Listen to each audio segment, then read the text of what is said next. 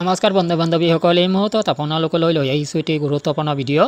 বন্ধুসকল, এই ভিডিঅ'টোৰ জৰিয়তে আপোনালোকক অসমৰ মুখ্যমন্ত্ৰী ডক্টৰ হিমন্ত বিশ্ব শৰ্মাই কৰা কিছুমান গুৰুত্বপূৰ্ণ ঘোষণাৰ বিষয়ে জনাম, য'ত ছাত্ৰ ছাত্ৰীসকলে লাভ কৰিব প্ৰত্যক্ষ লাভালাভ। বেংক একাউণ্টত তেওঁলোকৰ ধন সোমোৱাই দিয়া হ'ব।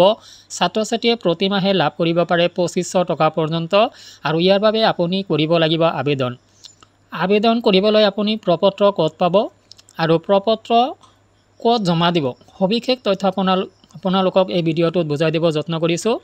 প্ৰত্যেকজন ছাত্ৰ ছাত্ৰীয়ে এই ভিডিঅ'টো চোৱাটো দৰকাৰ, যে যিসকল ছাত্ৰ ছাত্ৰী মেট্ৰিক দিছে বা হায়াৰ ছেকেণ্ডেৰীত পঢ়ি আছে বা ডিগ্ৰী লেভেলত পঢ়ি আছে বা প্ৰফেশ্যনেল কোৰ্চ কৰি আছে, প্ৰত্যেকজন ছাত্ৰ ছাত্ৰীৰ বাবে এই ভিডিঅ'টো যথেষ্ট ইম্পৰ্টেণ্ট, যে আপুনি কেনেকৈ এই ধনখিনি লাভ কৰিব, চৰকাৰী এই ধনখিনি কেনেকৈ লাভ কৰিব, সবিশেষ বিস্তাৰিত তথ্য আপোনালোকক ইয়াতে জনাব চেষ্টা কৰিছোঁ। মুখ্যমন্ত্ৰী হিমন্ত বিশ্ব শৰ্মাই আনুষ্ঠানিকভাৱে স্বীকৃতি দিলে নিযুক্তি মইনা আঁচনি। এতিয়াৰে পৰা মহাবিদ্যালয় বিশ্ববিদ্যালয়ত পঢ়া ছাত্ৰ ছাত্ৰীয়ে প্ৰতিমাহে লাভ কৰিব ধন। এই আঁচনিৰ জৰিয়তে একাদশ শ্ৰেণীত নামভৰ্তি কৰা ছাত্ৰীসকলে গৰম বন্ধ 2টা মাহ বাদ দি বাকী মাহত 1000 টকাকৈ লাভ কৰিব। দ্বাদশ শ্ৰেণীৰ শেষ নোহোৱা পৰ্যন্ত প্ৰতি মাহৰ 11 তাৰিখে লাভ কৰিব এই ধন। স্নাতক শ্ৰেণীত পঢ়ি থকাসকলে 1250 টকা আৰু স্নাতকোত্তৰ আৰু BEdত নামভৰ্তি কৰা ছাত্ৰীসকলে 2500 টকাকৈ মাহেকত লাভ কৰিব। ভেঞ্চাৰ জুনিয়ৰ কলেজৰ ছাত্ৰীয়েও পাব এই সুবিধা। এই বছৰত 10 মাহৰ বাবে নিযুত মইনাৰ ধন লাভ কৰিব। নিযুত মইনা আঁচনিৰ বাবে 300 কোটি টকা ধাৰ্য কৰা হৈছে। 5 বছৰত সৰ্বমুঠ 10 লাখ ছাত্ৰীয়ে পাব এই সুবিধা। নিযুত মইনাৰ প্ৰপত্ৰ 1 জুলাইৰ পৰা বিতৰণ কৰা হ'ব। কোনে কোনে নাপাব নিযুত মইনাৰ ধন? ব্যক্তিগত খণ্ডৰ ছাত্ৰীয়ে নাপাব নিযুত মইনাৰ ধন। উচ্চতৰ মাধ্যমিক স্নাতকৰ বিবাহিতা ছাত্ৰীয়ে নাপাব নিযুত মইনাৰ ধন, কিন্তু স্নাতকোত্তৰত বিবাহিত সকলেও লাভ কৰিব এই আঁচনিৰ সুবিধা। অনুত্তীৰ্ণ আৰু কলেজ এৰা ছাত্ৰীয়ে নাপাব এই আঁচনিৰ সুবিধা। মন্ত্ৰী বিধায়ক সাংসদৰ কন্যাই লাভ নকৰিব নিযুত মইনাৰ ধন। ইফালে স্কুটি লোৱা ছাত্ৰীয়েও লাভ নকৰিব নিযুত মইনা আঁচনিৰ সুবিধা। স্কুটি বা নিযুত মইনা যিকোনো এটাহে বাছি ল'ব পাৰিব। একেলগে দুয়োটা আঁচনি নাপাব ছাত্ৰীসকলে। নিযুত মইনা আঁচনিৰ এবাৰহে ভৰ্তি কৰিব পাৰিব।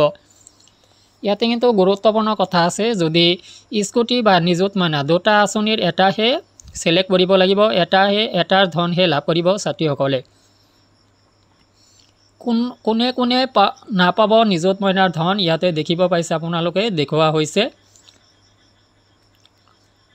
আৰু এই আঁচনিৰ ধন কোনোবাই ইচ্ছাকৃতভাৱে নল'ব পাৰে।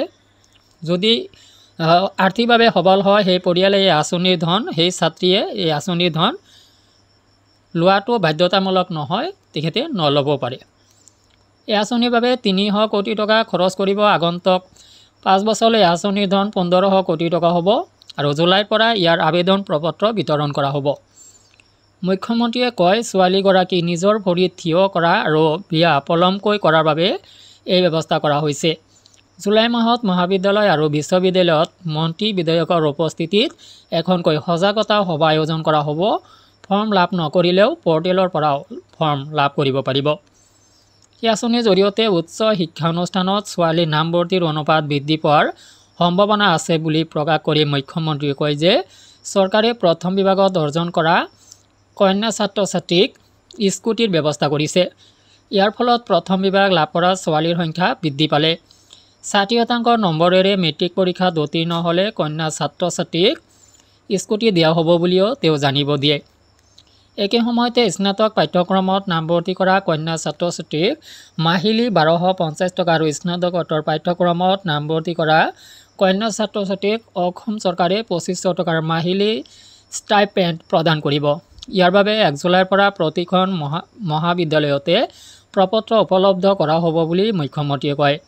প্ৰতিটো আয় গোটৰ মানুহৰ ছোৱালীয়ে এই আঁচনিৰ সুবিধা লাভ কৰিব। এই আঁচনিৰ অধীনত প্ৰথম ধনৰাশি অহা 11 অক্টোবৰত কন্যা ছাত্ৰ ছাত্ৰীৰ একাউণ্টলৈ প্ৰেৰণ কৰা হ'ব।